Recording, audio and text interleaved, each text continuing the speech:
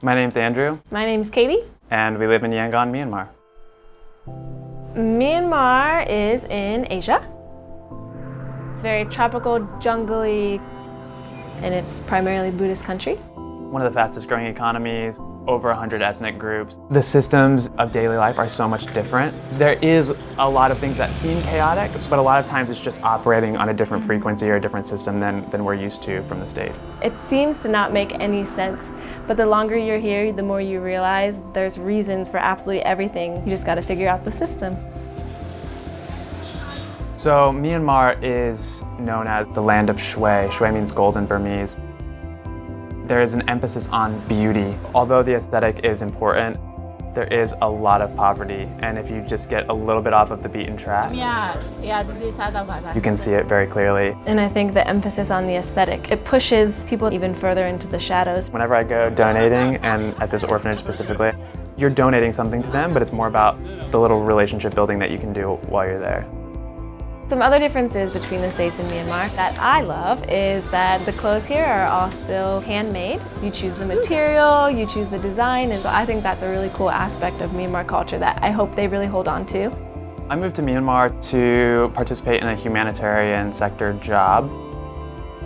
I'm working for an INGO that works on global mental health issues, commercial sex workers, former political prisoners, people living with HIV. I advocate for the inclusion of people with disabilities in development projects. I'm kind of the voice that making sure that disability is being considered in all of these development projects.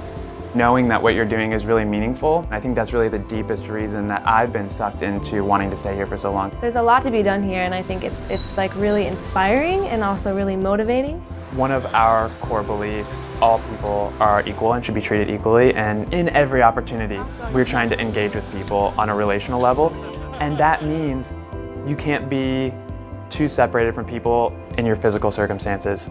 Have the attitude of somebody who's just trying to learn. On one hand, we are definitely foreigners, but on the other hand, we've been here for a good amount of time. We are living here. It's a tough dynamic because in Myanmar, foreigners are very respected, so we really kind of try to break through that wall. Another reason that we've kind of gotten stuck here is we've found such great community. I started climbing in 2009, so 8 years ago. I've been climbing for about 4 years.